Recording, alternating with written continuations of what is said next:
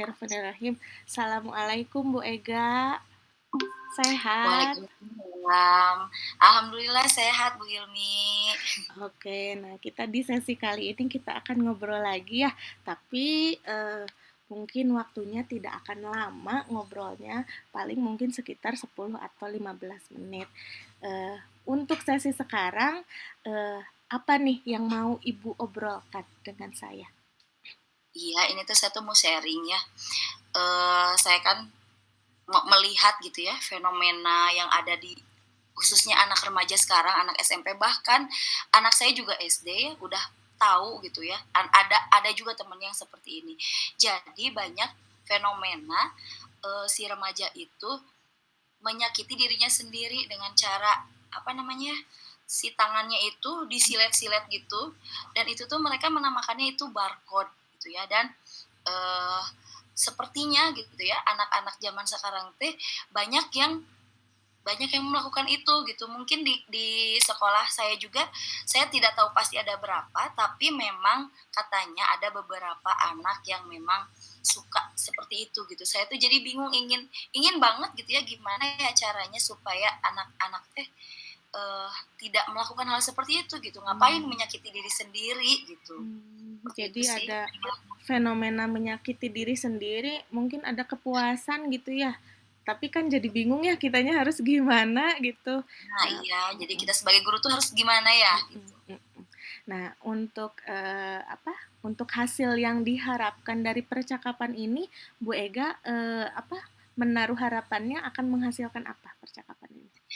Ya, saya tuh ingin setidaknya gitu ya membantu siswa-siswa itu untuk uh, menyadari gitu bahwa menyakiti diri sendiri itu bukan solusi yang tepat kalau misalnya kita itu sedang merasa sedih atau merasa stres atau merasa itu. Jadi saya pengennya anaknya sadar gitu bahwa itu tuh bukan cara yang baik lah gitu untuk menyakiti diri sendiri itu. Berarti Bu Ega di sini pengen bantu banget ya biar anaknya sadar itu teh salah gitu ya, menyakiti diri sendiri itu salah. Nah, untuk sekarang versinya Bu Ega itu menyakiti diri sendiri itu gimana Bu Ega? Ya gitu, jadi dia itu melukai dirinya sendiri, entah itu misalnya pakai apa tuh jarum atau pakai cutter gitu. Yang saya lihat emang di apa sih video TikTok juga banyak yang kayak gitu. Maksudnya apakah mereka itu ikut-ikutan ataukah memang mereka itu punya apa sih namanya masalah tersendiri dan menyelesaikannya dengan seperti itu gitu. Jadi menyakiti, kebanyakan sih menyakiti dengan benda tajam kayak apa namanya cutter atau juga jarum gitu. Biasanya di tangan. Jadi versinya Bu Ega itu melihat fenomena yang sekarang ya, menyakiti diri sendiri itu yang sampai mengeluarkan darah gitu ya. Nah, Jadi ya sampai mengeluarkan barcode katanya. barcode Tanda. tanda darah gitu. Masya Allah ya anak-anak zaman sekarang luar biasa pemikirannya, jadi harus ekstra juga gitu gurunya. Nah, sekarang menurut Bu Ega punya kekuatan apa untuk bisa membantu siswa dalam mengatasi masalah yang barcode ini menyakiti diri sendiri ini? Ya mungkin kekuatan yang saya miliki apa ya? Saya bisa mendengarkan gitu ya, mendengarkan mereka tanpa menjudge atau menghakimi atau memarahi gitu. Mungkin kekuatan saya gitu ya. Jadi saya ingin membantu anak-anak itu tanpa menyalahkan mereka gitu. Karena di sini saya tahu mungkin bukan sepenuhnya full salah anak, mungkin juga mereka tidak tahu gitu atau mereka hanya ikut-ikutan. Nah seperti itu mungkinnya kekuatan yang saya miliki sih. Jadi tanpa ada judge dulu ya, tapi memang betul ya kalau misalkan sudah ada judge, sampai juga ke hatinya anak-anak, wah saya udah dijudge seperti ini gitu. Mudah-mudahan kekuatan Bu Ega ini bisa mengembalikan lagi gitu sifatnya anak-anak yang tidak menyakiti diri sendiri gitu ya. Nah, kira-kira dalam mengatasi hal tersebut gitu ya, ada nggak hambatan yang akan Bu Ega alami untuk mengatasi itu? Hambatannya ya mungkin kalau misalnya memang ada anak yang seperti itu, hambatannya mungkin dari anaknya sendiri. Hmm. Dia mau tidak bercerita pada saya tentang apa sih yang membuat dia itu berbuat seperti itu gitu. Jadi Hmm. dari anaknya sendiri, dianya mau atau tidak gitu bercerita kepada saya sebagai guru BK-nya gitu. Jadi Terus hambatannya itu nggak tahu ya, ini anak bakalan terbuka atau enggak gitu ya. ya, Jadi berusaha untuk bisa menyamankan dulu anak agar si hambatan ini tidak jadi halangan gitu ya untuk untuk ngebongkar apa sih yang dirasain anak. Nah, betul. perencanaannya kira-kira Bu Ega mau merencanakannya seperti apa untuk mengatasi hal ini gitu ya? Hmm. Saya itu tadinya sih mau ada beberapa opsi ya. Mau memanggil siswa yang seperti itu gitu ya, ada laporan dari beberapa guru gitu ya bahwa ada siswa yang seperti itu, atau saya memberikan dulu materi bimbingan klasikal di kelas tentang materi tentang bisa kesehatan mental atau menyakiti diri sendiri, baru nanti direfleksikannya atau dibikin Google Form. Pernah tidak kalian seperti itu pada pada kejadian apa kalian seperti itu? Jadi dikasih dulu materi secara umum ke semuanya, lalu baru diajarkan saya kasih refleksi ke anak gitu. Dan juga kalau misalnya saya kasih juga terbuka, kalau misalnya mau bercerita boleh kalian datang ke saya gitu ya, atau gimana gimana, atau misalnya ketika hasil dari Google Form itu ada yang ada yang melakukan seperti itu, mungkin saya akan panggil dan melakukan konseling individual. Oh gitu. Jadi agar nggak kaget gitu ya siswanya, jadi Bu Ega melakukan sesi materi dulu gitu ya, pemberian materi dulu ke semuanya, kemudian membagikan kuesioner, melihat kuesionernya itu hasilnya bagaimana, dan nanti Bu Ega langsung bisa analisis apa yang harus dilakukan gitu ya Bu Ega ya. Baik, kita lanjut ya Bu Ega ya.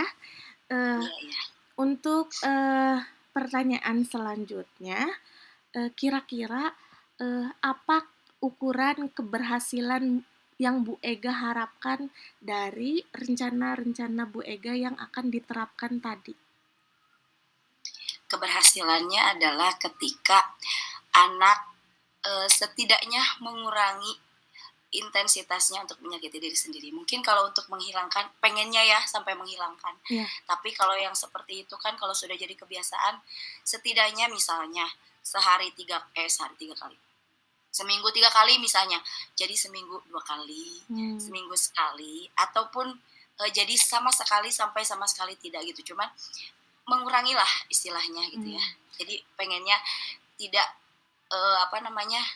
tidak sering intensitasnya untuk menyakiti dirinya sendiri. Jadi keberhasilan Bu Ega mungkin mengharapkannya sedikit demi sedikit itu akan hilang gitu ya, walaupun untuk menghilangkan itu mungkin sulit gitu, tapi minimal ada pengurangan intensitas dari kegiatan tersebut. Mungkin itu yang jadi PR ya, gimana caranya buat ngilangin gitu. Makanya kan kita butuh gitu ya, butuh orang buat ngobrol gitu. Nah, mungkin salah satunya bisa dilakukan oleh Bu Ega. Nah, Iya. untuk selanjutnya komitmen apa yang akan Ibu lakukan untuk menyelesaikan masalah ini? Ya, komitmennya ya saya harus selalu harus tetap memposisikan diri sebagai bisa orang tua mereka, teman mereka gitu ya, yang biar mereka itu nyaman dulu gitu ya, memposisikan saya sebagai orang yang bisa nyaman untuk mereka bercerita. Mungkin itu, dan juga konsisten aja untuk ngobrol dengan mereka gitu ya, terus bersikap seolah-olah saya itu menganggap mereka juga sama gitu ya, manusia gitu ya, pernah ada salah, jadi mereka bisa terbuka untuk menceritakannya gitu. Mudah-mudahan dengan seperti itu mereka sadar gitu bahwa iya ya bener ya itu tidak baik dan bisa mengurangi gitu. Mungkin dengan pendekatan-pendekatan, Betul, apa, dengan cara ngobrol atau dengan cara, evaluasi mungkin ya betul. ke siswa gitu ya, dengan cara ngobrol itu mudah-mudahan siswa jadi tersadarkan untuk tidak melakukan hal itu. Iya. Eee, nah, untuk, selanjutnya, kapan Ibu akan melakukan, tindakan, atau rencana-rencana aksi Ibu itu, dalam menyelesaikan ini nih? Kasusnya lumayan soalnya. Iya, inginnya sih secepatnya ya, Mmm, tapi ya mungkin dalam minggu-minggu inilah, mmm, minggu-minggu ini, cuman ya itu terkendalanya banyak sekali program sekolah yang mmm, dijalankan, tapi mudah-mudahan secepatnya insya Allah akan saya memberikan, materi tentang itu dan apa ya, menindaklanjuti, anak-anak yang memang berbuat seperti seperti itu, itu. gitu. Oh, oke. Berarti secepatnya ya, mudah-mudahan, bisa terlaksana, karena betul, apa, kegiatan sekolah tuh padat ya. Jadi, Banget, kitanya yang harus, apa, harus pintar-pintar untuk menjadwalkan agar mereka bisa mendapatkan materi yang seharusnya mereka dapatkan, gitu.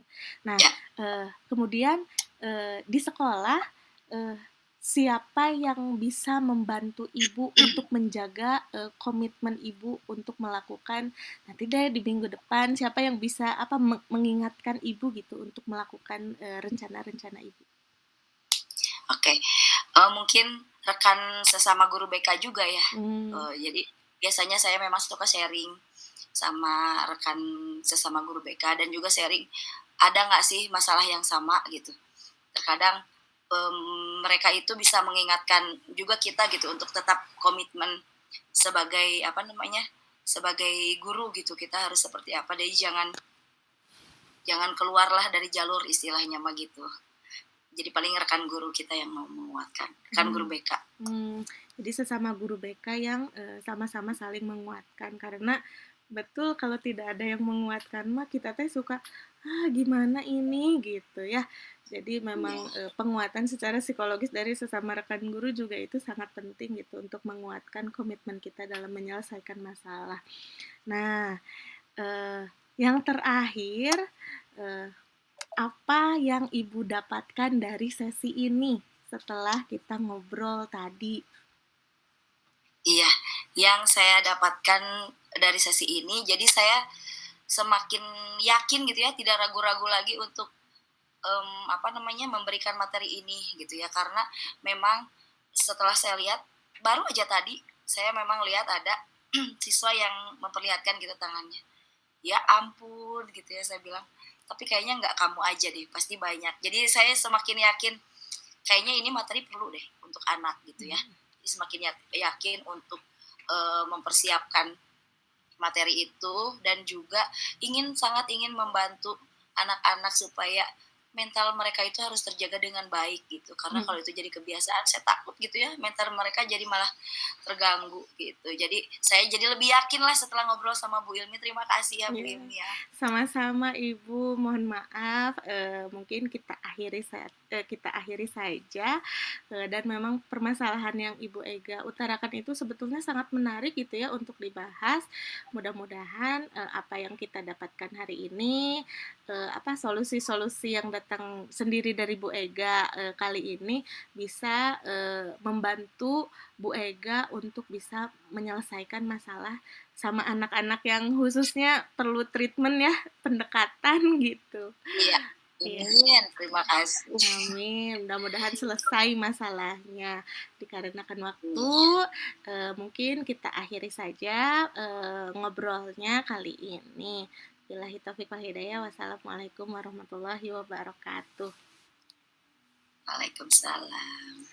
Nah, untuk, sesi selanjutnya adalah refleksi diri mengenai, coaching ini, sesi coaching ini yang, sudah berjalan dengan baik selama percakapan yang saya rasakan, mengalir gitu ya, antara antara coach dan coachee gitu.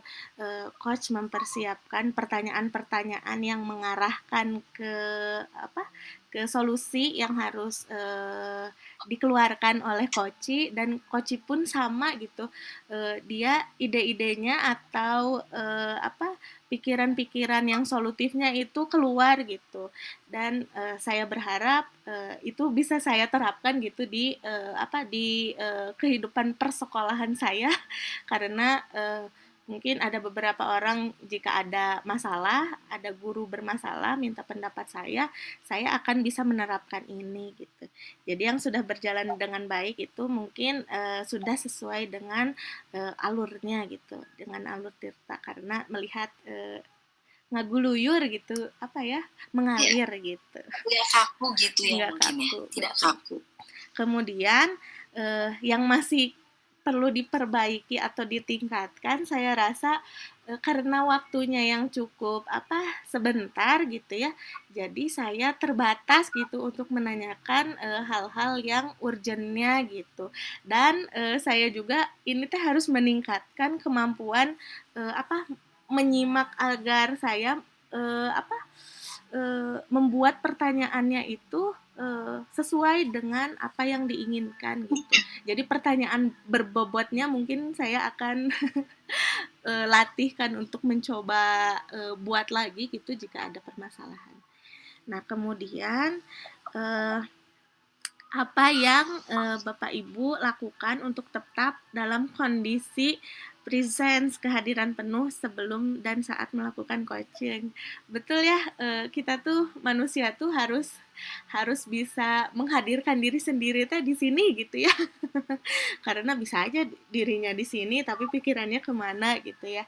Jadi yang harus bisa dihadirkan penuh itu adalah memang kesadaran diri, konsentrasi full, mendengarkan coach dengan antusias mungkin ya salah satunya, kemudian memasukkan pikiran-pikiran kita gitu ya, bukan memasukkan apa mengandaikan coach itu memang mengalami itu gitu, jadi kitanya bisa berempati bersimpati sama coachnya sehingga apa kitanya juga dalam kondisinya kesadaran full untuk bisa mempertanyakan segala sesuatunya sesuai dengan apa yang diharapkan gitu. Nah, kemudian apa yang akan Bapak Ibu lakukan untuk memperbaiki atau meningkatkan kondisi tersebut gitu ya? Yang pertama satu banyak berlatih jika ada teman yang apa yang membutuhkan bantuan mungkin saya akan menerapkan ini itu salah satunya ya, jadi jam terbang itu penting gitu agar kita lama-lama bisa membuat pertanyaan berbobot dari apa yang disampaikan coach gitu, jadi tidak terpatok pada pertanyaan-pertanyaan yang baku saja tapi patokannya itu adalah jawaban coachnya. Kemudian